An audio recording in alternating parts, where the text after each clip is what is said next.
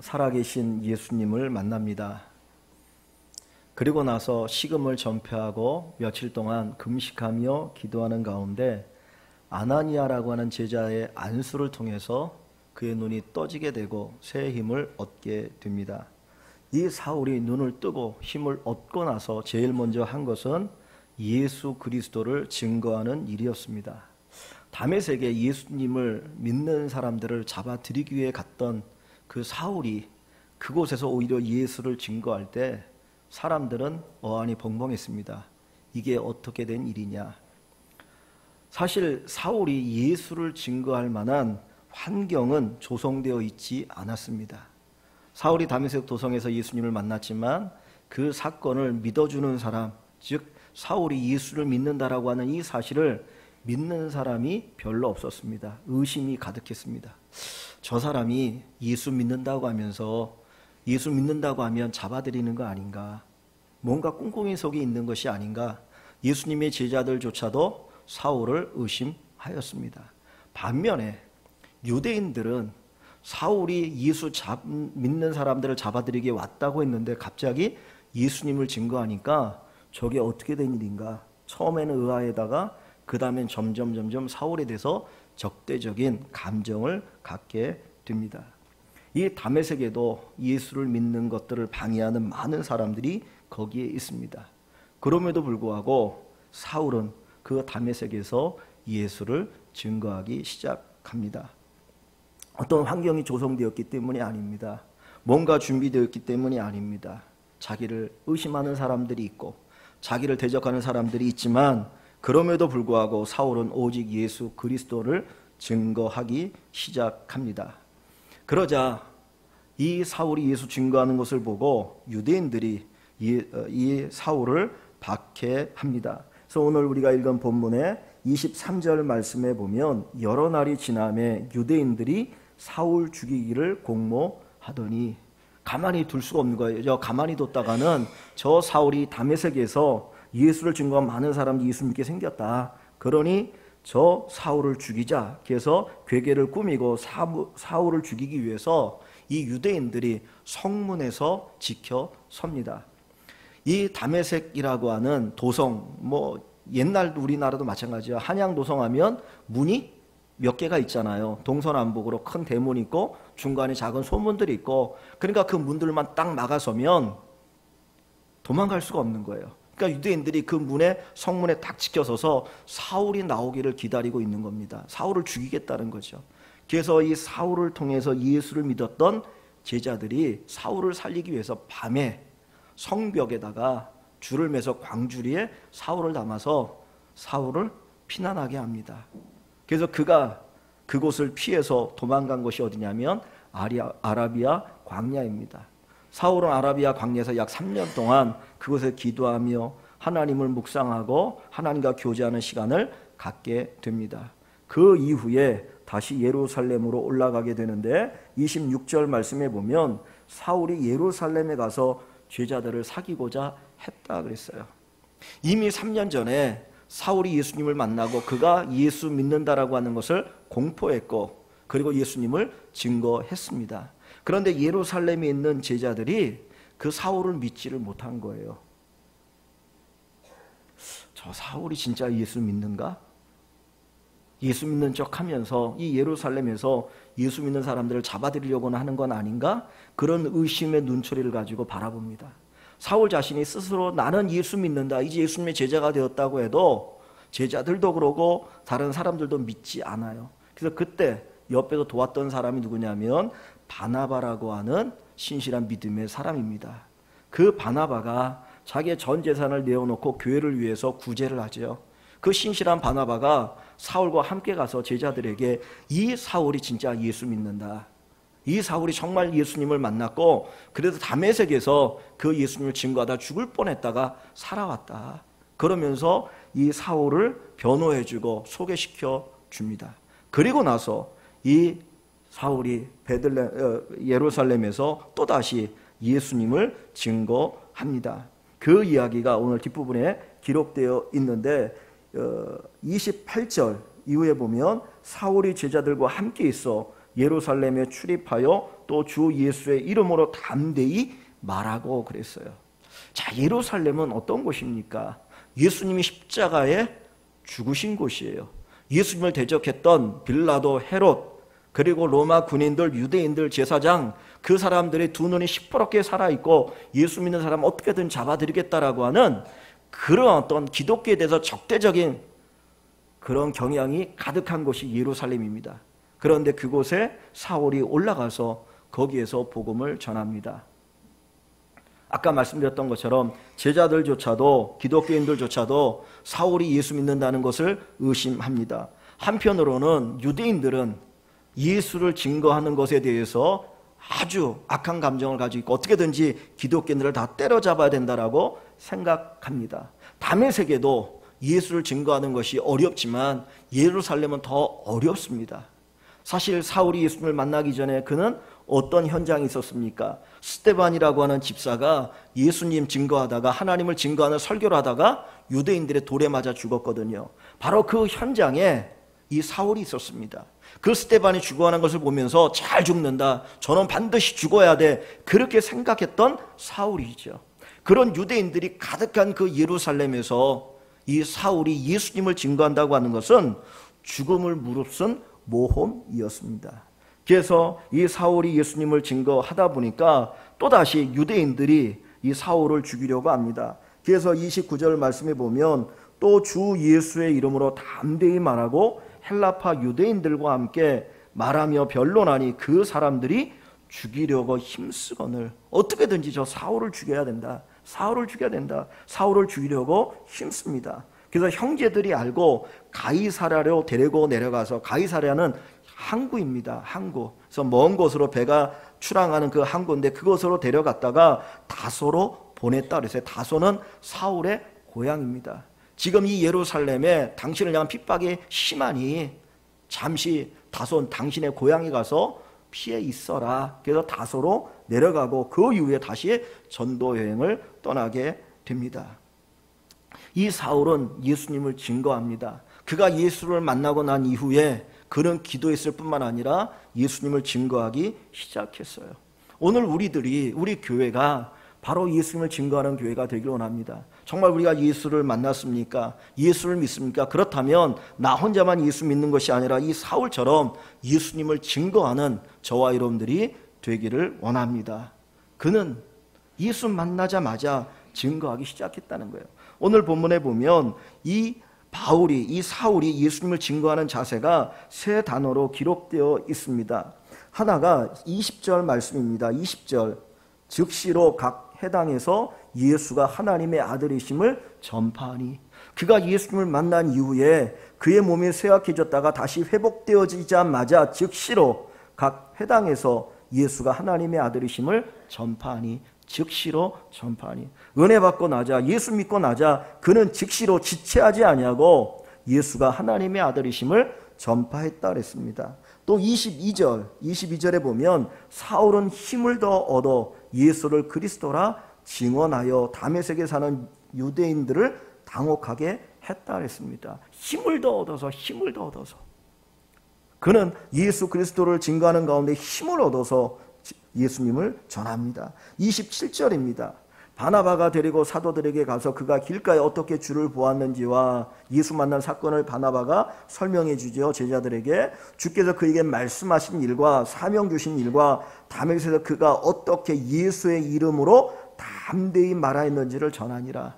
그런 핍박과 환난과 자기 죽이려고 하는 그런 음모가 있는 가운데서 담대하게 전도한 것을 바나바가 이야기합니다. 그리고 29절에 이제 예루살렘에서 주 예수의 이름으로 담대히 말하고. 자기를 죽이려고 하는 사람들이 많아. 예수 믿는 것 그것만으로도 힘들고 어려운데 예수를 전하면 목숨을 잃을 수 있는 상황이에요. 그럼에도 불구하고 사울은 담대하게 예수의 이름을 전했다라고 얘기합니다. 즉시로 힘을 더 얻어 담대하게. 뭘 이야기합니까? 이 사울이 복음에 대한 얼마나 큰 열정이 있는가 하는 것을 이야기하죠. 우리가 예수를 만났습니까? 예수를 믿습니까? 그렇다면 저와 여러분들도 즉시로 힘을 더 얻어서 담대하게 예수를 증거할 수 있기를 소원합니다. 그것이 바로 오늘 이 시대에 우리에게 주신 하나님의 사명입니다. 왜 사울은 박해를 받으면서도 예수를 증거했을까? 예수를 전하면 분명히 박해가 있는 거 알았습니다. 예수를 전하면 자기 목숨은 위태로운 것 알았습니다. 그럼에도 불구하고 이 사울은 예수를 증거합니다. 그 이유가 뭡니까? 아마 몇 가지 이유가 있을 것 같아요. 그 중에 하나가 회개의 마음이 있었기 때문입니다. 사울은 예수 믿는 사람을 잡아들이는 것이 하나님을 향한 자기의 충성이고 열심으로 생각했거든요. 어떻게든지 예수 믿는 사람 더 잡아들이는 것이 하나님 앞에 칭찬받는 일이라고 생각했습니다. 그런 다메섹 도상에서 살아계신 예수님을 만났습니다. 그때 예수님의 음성이 뭔가요? 사울아 사울아 어찌하여 네가 나를 핍박하느냐. 자기는 이제까지 하나님 위해서 충성한다고 했는데 그 다메섹 도상에서 만난 그 예수님은 네가 나를 핍박한다, 네가 하나님 핍박한다라고 얘기할 때 얼마나 죄송했는지 몰라요. 그래서 회개하는 마음, 자기의 죄에 대해서, 예수 믿는 자들을 핍박했던 그 죄에 대해서 회개하는 마음을 가지고 아마 열심히 복음을 전했을 것입니다. 내가 그 스데반처럼 돌에 맞아 죽을지라도 나는 예수를 전해야 되겠다. 아마 그 열심이 있었던 것 같아요. 두 번째는 예수 만난 감격입니다.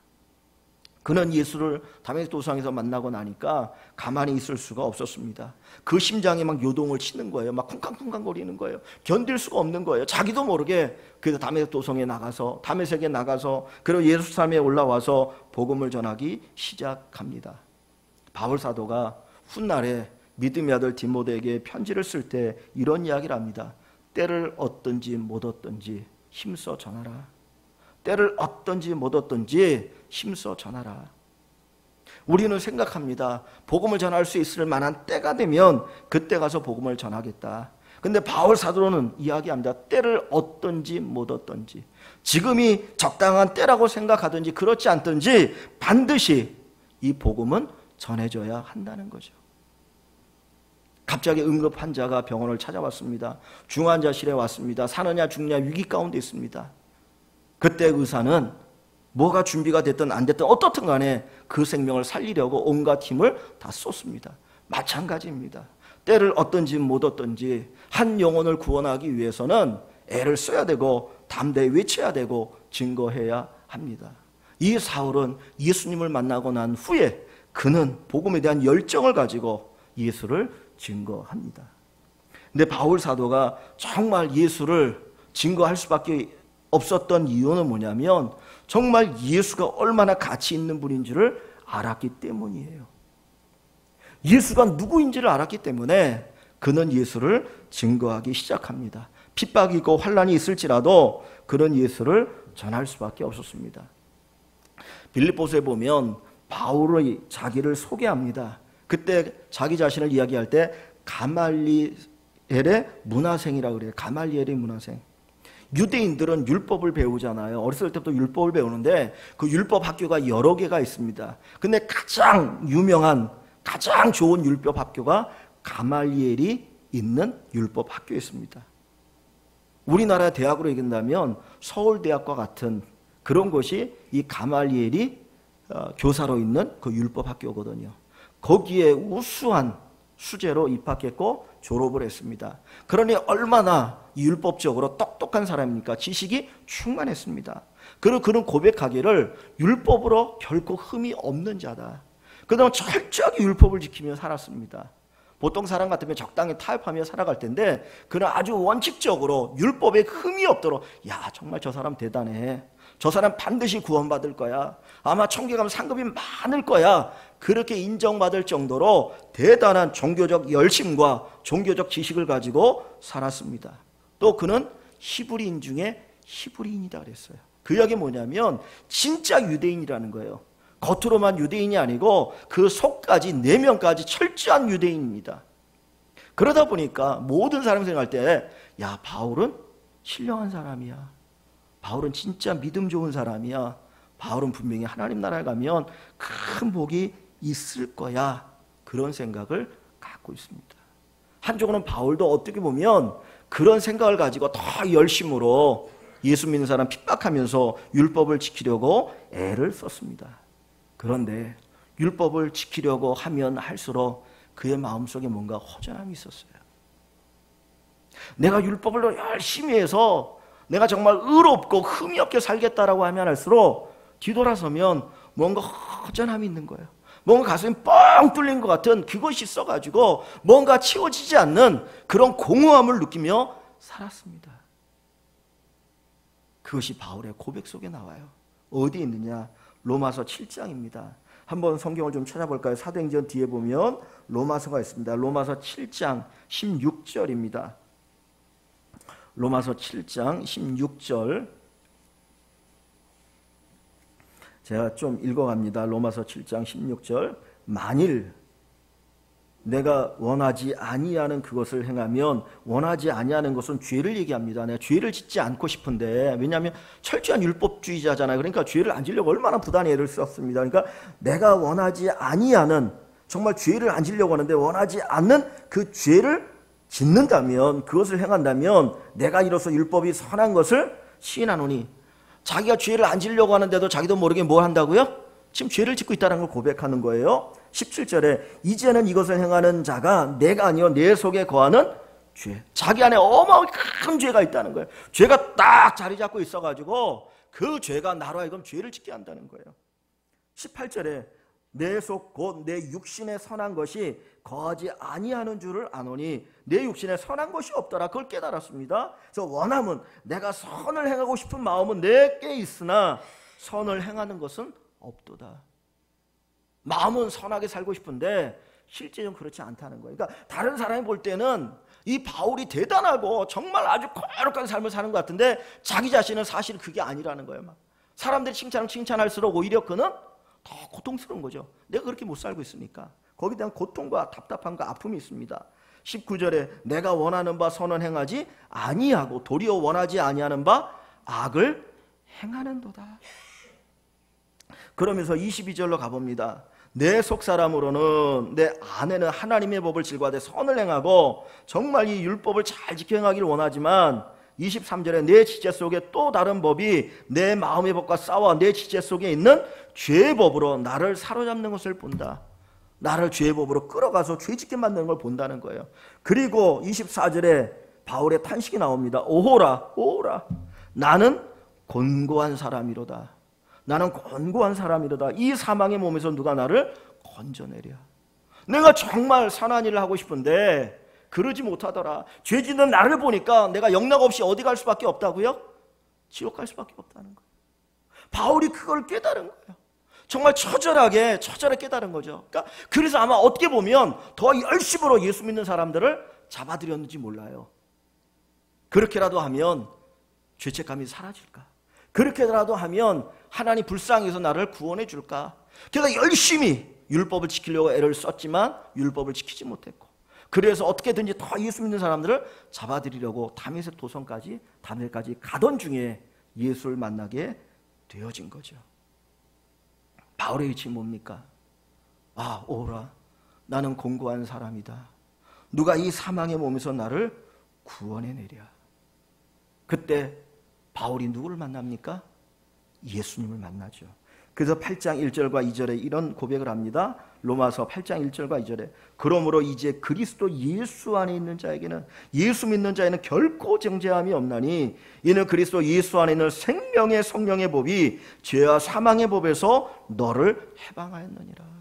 내가 그렇게 죄로 인하여 고민하고 있을 때 다메섹 도성에서 예수를 만났고 그 예수님이 나를 죄로부터 구원하였다. 그 죄의 짐에 억눌려서 신음할 수도 없고 곤고한 삶이었는데 그 예수가 나를 구원했다.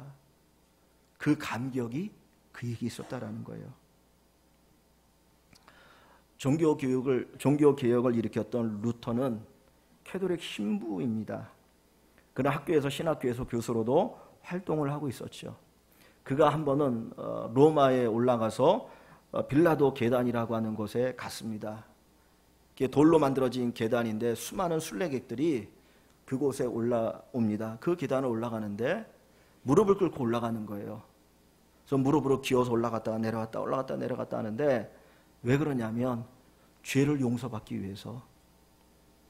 그래서 무릎을 꿇고 그 계단을 올라가면서 하나님 내가 죄인인데 내 죄를 용서해달라고, 내 죄를 용서해달라고 그 죄에 대한 고민을 안고 거기를 올라가고 내려가고 내려가면서 그 죄가 다 사해지기를 원합니다. 그러다 보니까 이제 멀쩡한 옷을 입고 올라갔는데 계속 올라가다 보면 옷이 헤어지죠. 그리고는 그 맨살이 드러나면서 살에서 피가 나기 시작합니다.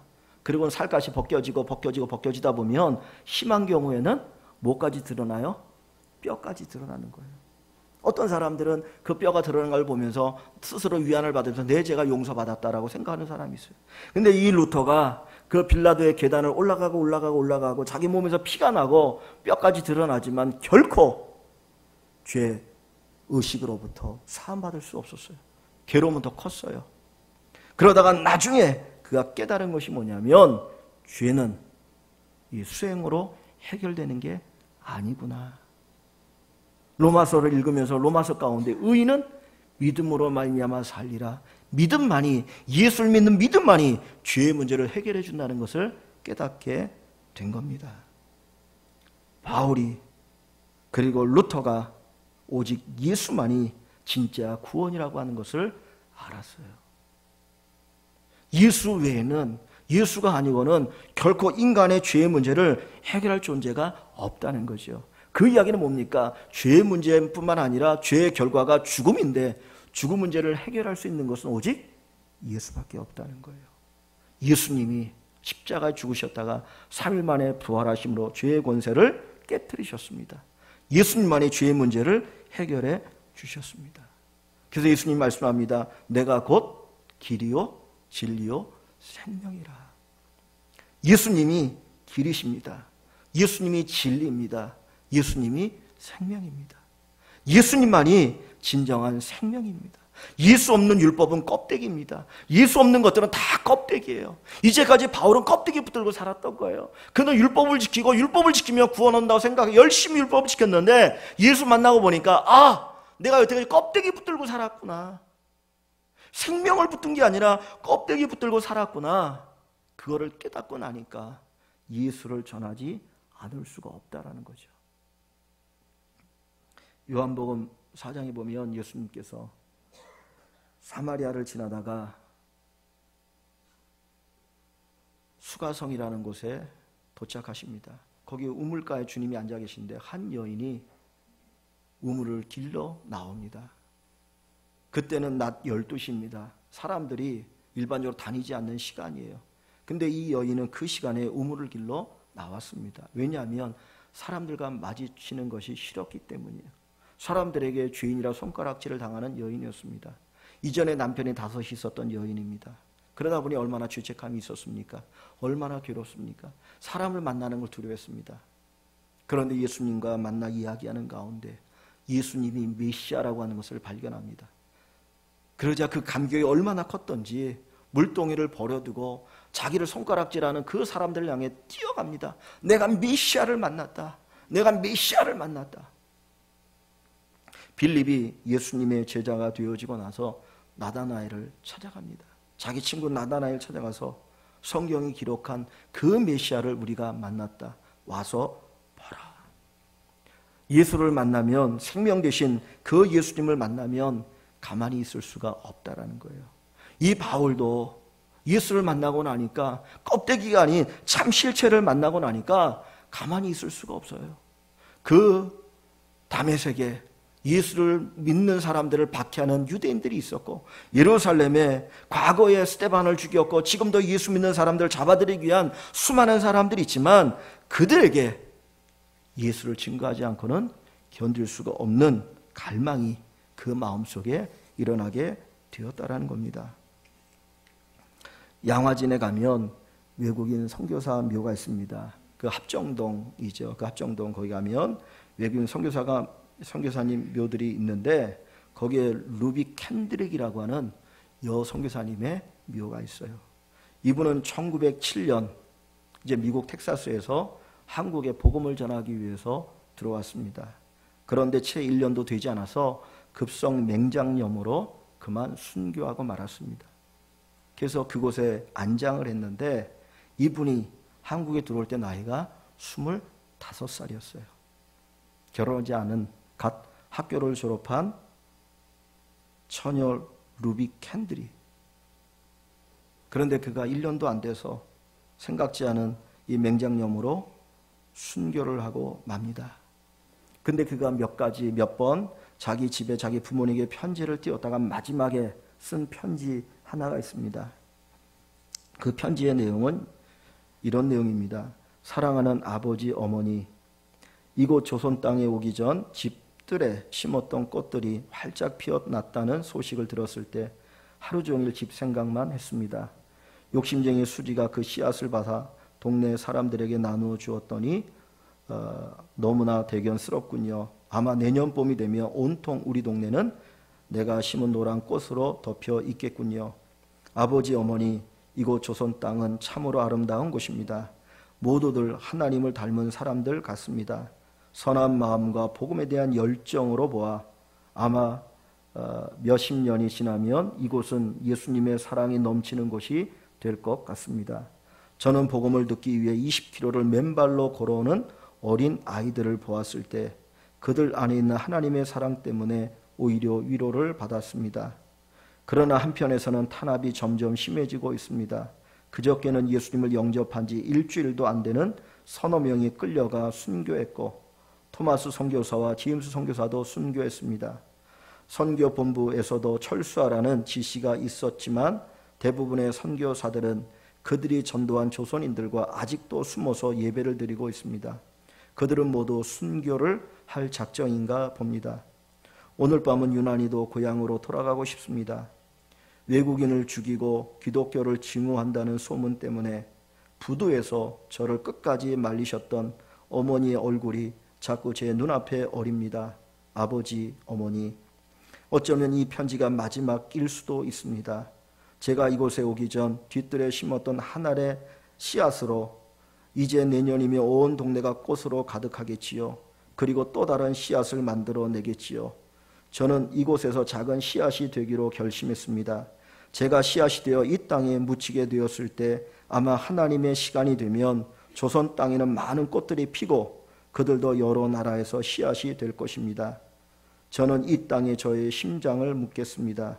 바로 이것은 조선을 향하는 저의 열정이 아니라 조선을 향한 하나님의 사랑이란 것을 알게 되었습니다. 어머니, 아버지 사랑합니다. 25살에 이 땅에 선교사로 와서 채 1년도 잊지 못하고 하나님 부름을 받아 순교한 한 선교사님의 편지입니다. 뭐가 그 여인으로 하여금 그 젊은 나이에 1900년 초반기 정말 어둠의 나라 조선 땅으로 그의 발걸음을 옮겼습니까? 그것은 바로 예수님의 심장입니다.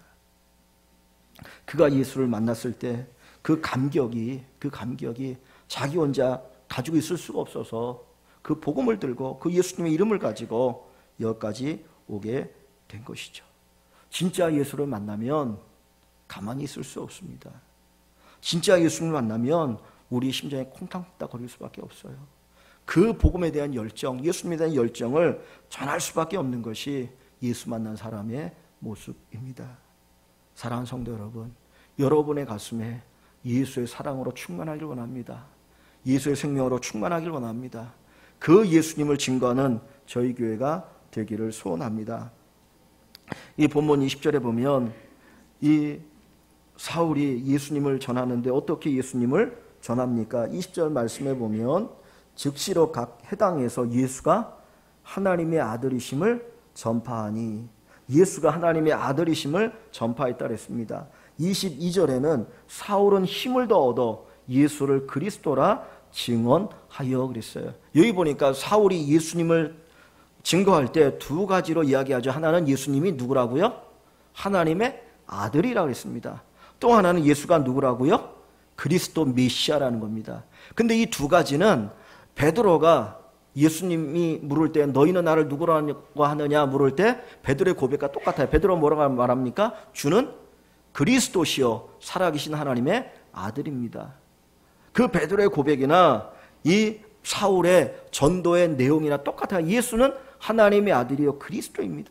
사울은 여러 가지 미사여구를 쓰지 않았어요. 그냥 예수는 하나님의 아들이고 그리스도라 이것만 증거했다는 거예요. 그 얘기 뭐냐면 예수에 대한 선명한 확신이 있었다는 거죠. 예수님을 분명히 경험했다라는 겁니다. 뭐 이 얘기 저 얘기 하지 않아도 그냥 예수가 누구인지를 너무나 명확하게 알기 때문에 예수가 하나님의 아들입니다. 예수는 그리스도입니다. 그분이 나의 구원자이고 우리의 구원자입니다. 그 고백을 합니다.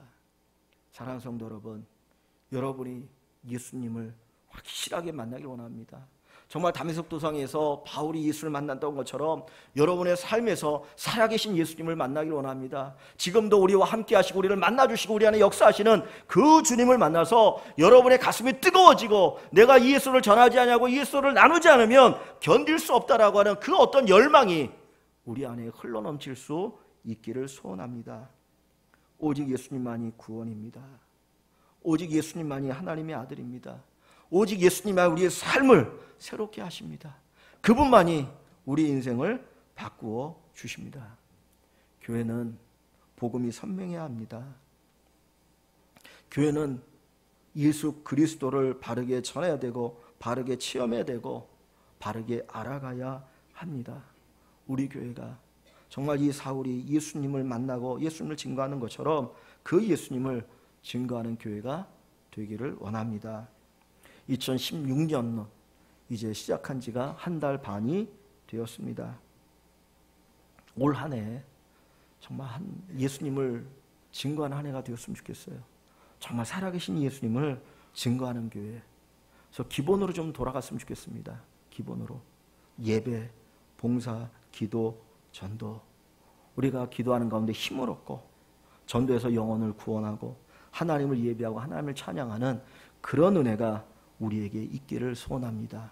2016년도 정말 사울의 그 심장을 가지고 여러분들이 예수를 증거하여서 여러분들을 통해서 또 누군가가 예수 믿고 구원받는 귀한 축복의 역사가 일어날 수 있기를 주의 이름으로 간절히 축원합니다.